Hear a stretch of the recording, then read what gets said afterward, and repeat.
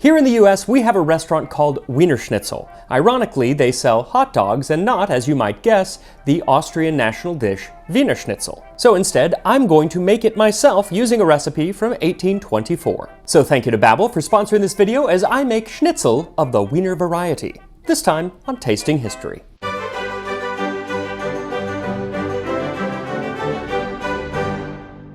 So last October, while I was in Vienna, several viewers took me to dinner at Figlmühle, a restaurant founded in 1905 which is famous for serving traditional Wiener Schnitzel. But what exactly is traditional Wiener Schnitzel? Well, schnitzel, which likely comes from the term schnitten, meaning to cut, is a thinly sliced piece of meat that has been breaded and fried. And there are different versions of it all over Central Europe, and even here in the US, I guess, if you consider chicken fried steak a schnitzel, which I think I do. But what makes a Wiener Schnitzel, literally Viennese schnitzel, is that it is made using veal. And one of the earliest recipes that I could find came in an 1824 cookbook that translates to Useful Book for the Kitchen When Preparing Meals by August Erdmann Lehmann. Now this recipe actually predates the term Wiener Schnitzel, so it's simply called Kalbschnitzel, which means veal schnitzel. And it says, thin slices are cut from coarse raw meat, pounded well and seasoned with salt, sprinkle pepper,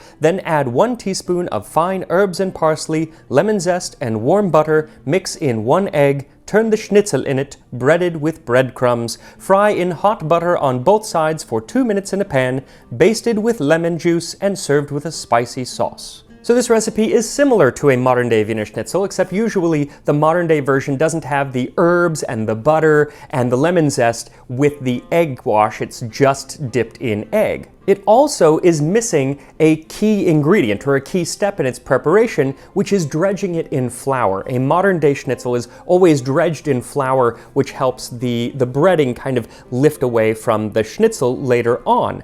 And you'll start to see that in recipes in the late 1800s, and by the early 1900s, all recipes have that, but this one doesn't. The other difference is how this one is served. It says that it is served with lemon, which is traditional, but then it's also served with a spicy sauce. And unfortunately, the cookbook is not specific in what spicy sauce is. I looked through it, I couldn't find anything.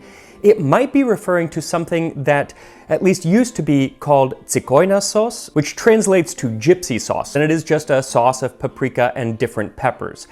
But the recipe is not clear, so I don't want to do that because that might not be right. Also, Wiener Schnitzel today is not served that way, nor has it been for a very long time. So I'm going to look to yet another old recipe from a cookbook called Die Österreichische Küche, or Austrian Cuisine, published in 1900. And it says that when serving Wiener Schnitzel, you put a lemon wedge with every schnitzel and some green parsley on the dish. Also, a huge thank you to Charlotte Witteshagen for sending me both of these recipes. She did this way back in the summer of 2021, and I am just getting to them now. I have quite the backlog, but thank you, Charlotte, for sending me these. Also, this is kind of a change of gear, but my mother is trying to plan us a trip to go see the Christmas markets in Germany and Austria, and she wanted me to ask if anyone in Germany or Austria, one, has any suggestions, but more so, if you have any people that you know who can help set up a trip like that, let me know in the comments or email me.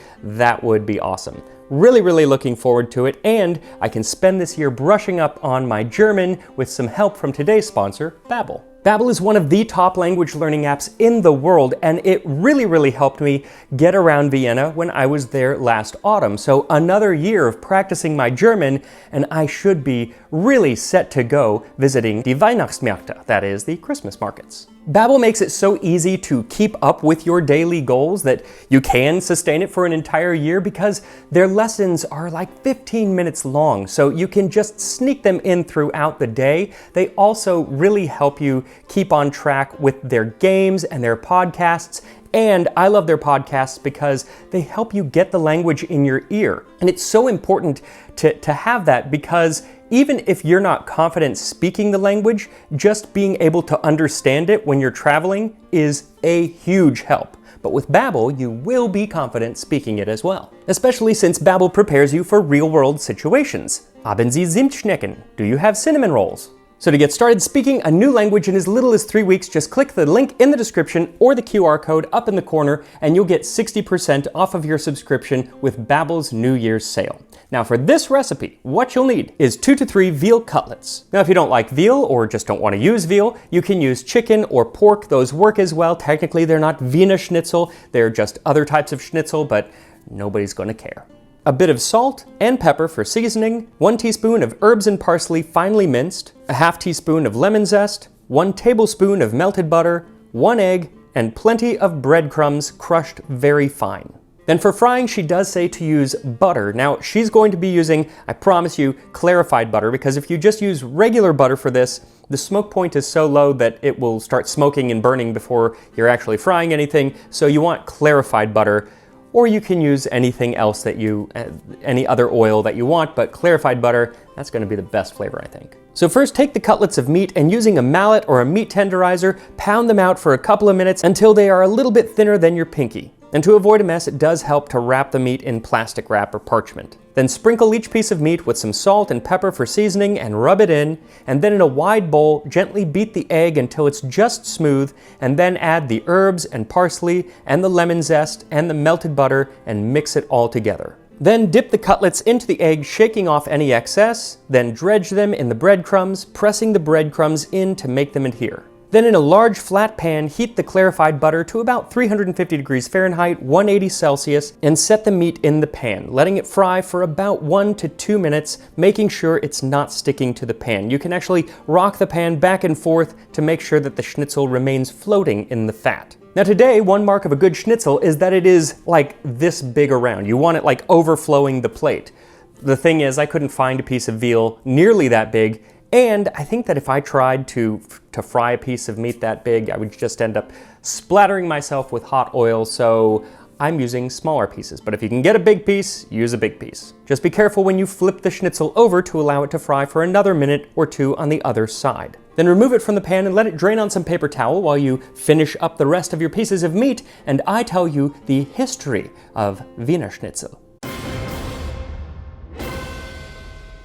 So the origin of schnitzel is a point of contentious debate, namely because it's filled with legend and guesswork. What is fairly sure is that it did not start out in either Vienna or any of the Germanic-speaking world. Some have claimed that they had breaded and fried slices of meat in Constantinople in the 12th century, and others claim that it dates further back to ancient Rome, and still others say it was the Moors of Spain who first coated meat in bread and fried it. And to all of that, I say, poppycock. Poppycock, I say, because the fact is, all of these claims are always made without any evidence of any kind, and it's more likely that people were putting bread stuff on meat and frying it long before anyone was writing any of this stuff down. But that doesn't mean that the myths that are often associated with the invention of schnitzel aren't interesting and, frankly, worth at least mentioning. One of my favorites is the fact that the schnitzel is golden brown comes from the practice of gilding food or covering it with gold that was popular in the Middle Ages. Now, I have bedited several medieval dishes with gold leaf here on the channel, as during the Middle Ages,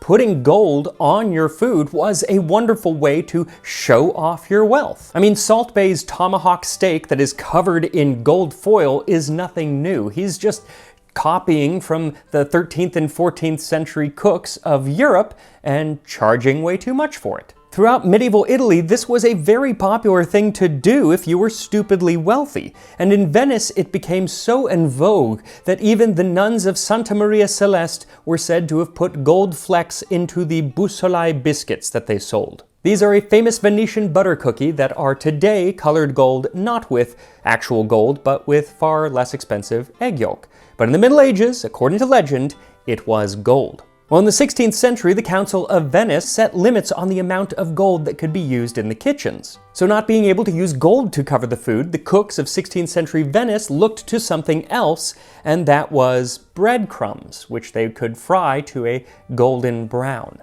which has to be one of the silliest theories I can think of, because while breadcrumbs probably taste better than gold, it doesn't have the same cachet, the same bling as gold. It would be like writing Ferrari on the side of a Toyota.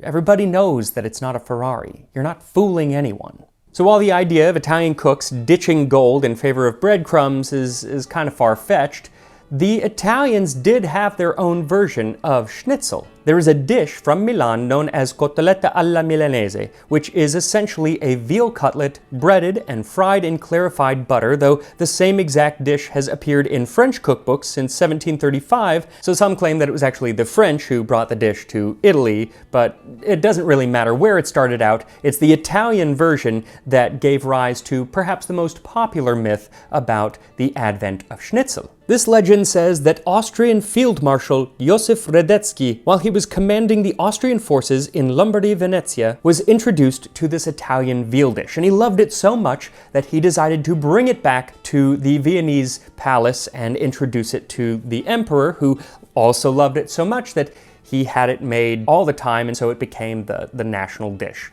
That is definitely not true, seeing as that would have taken place in like the mid-19th century, and we have recipes going back further than that, but still, fun story. No, unfortunately, all of the fun stories are just that. They're stories. None of them have any basis in truth. It's more likely that Wiener Schnitzel and schnitzel in general was just invented by different cooks, perhaps at different times, who breaded some meat and fried it. It's not that complicated. It's not only in Europe, it's all over the world, different versions of this, so it's just cooks passing it around. That's how most dishes come to be. One thing that is clear is that the German and Austrian cookbooks of the 18th and 19th century do have many variations on this dish. Some aren't even fried. There are versions that are baked, like one in the 1719 Salzburger Kochbuch by Konrad Hager. And a recipe from 1740 has it being coated only in flour and not breadcrumbs, and then fried. So that's like the opposite of what we're making today. And then there are versions that are made with veal, some are with pork, some are with chicken, others with beef that isn't veal. And then there are versions that are covered in sauces, and some that are even covered in cheese. But none of them are exactly like the Wiener Schnitzel of today. In fact, the term Wiener Schnitzel doesn't even begin to appear until the latter half of the 19th century. In 1893, a publication from Leipzig says that Wiener Schnitzel is a synonym for the more popular Kaiserschnitzel. And it was in the early 20th century that the Austrian culinary scene decided to champion this term Wiener Schnitzel as being a veal cutlet that is turned into a schnitzel, kind of as a way to distinguish its cuisine from other German cuisines of the time. It was also around this time that restaurants in Vienna began specializing in schnitzel. The food writer Franz Josef Beutel, writing in 1901, said that no menu is complete without a Wiener Schnitzel, whether it's the restaurant of a roadside inn or that of one of Vienna's grandest hotels. And by 1913, in Vienna, for Wiener Schnitzel, it's clear that the sauces and cheese are eschewed. And for a proper Wiener Schnitzel, you put a lemon wedge with every schnitzel and some green parsley on the dish. And that's how I'm doing it today. It's so simple and yet adds a wonderful flavor, and that is how it was served when I went to Figlmüller last autumn, and supposedly that's how they've been cooking it since they opened in 1905. And today the term Wiener Schnitzel is actually protected by the Austrian government and does say that it must be made out of veal. Granted, if you want pork, you can have schnitzel made of pork, and they will call it Wiener Schnitzel vom Schwein, or with pork. But technically, it's supposed to be made with veal, which is how I'm doing it today, and I can't wait to try it. So once the schnitzel is drained, serve it with a bit of lemon and parsley, and here we are. Schnitzel from 1824. So the first thing that I notice is that the breading is still adhered to the veal, which you'd think was a good thing, but actually that's not what you want in a modern day schnitzel. The bread is supposed to kind of puff up and pull away from the veal, but I think without the addition of that layer of flour, that's just not going to happen. So let's see how it tastes.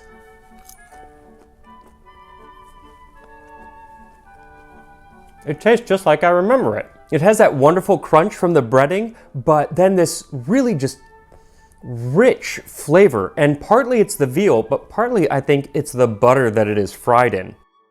If you're doing this with chicken or pork, you're gonna still get some of that really just unctuous butteriness that's absolutely fantastic. Now, the other difference that I see in my schnitzel versus the modern day schnitzel is probably less due to the recipe and more due to my cooking.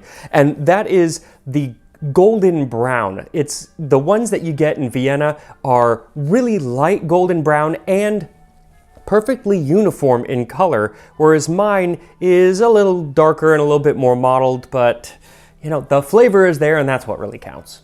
So as I finish my Wiener Schnitzel, I am going to answer the question that I'm sure you've all been wondering, and that is, why is the US's largest hot dog chain, Wiener Schnitzel, called Wiener Schnitzel if they don't sell Wiener Schnitzel? Well, it was founded by John Gallardi, who was an employee for Taco Bell, and originally he had thought that he would name it John's Hot Dogs, but that wasn't very memorable. So while he was having dinner with Glenn Bell, the founder of Taco Bell, Glenn's wife suggested a name that she had seen in a cookbook, Der Wiener Schnitzel. And even though it had nothing to do with hot dogs, it was memorable, so they decided, sure, we'll go with that as the name. After a while, they dropped the Der and just kept the Wiener Schnitzel, obviously not pronouncing it Wiener Schnitzel as in German, but Wiener Schnitzel as in Wiener Schnitzel.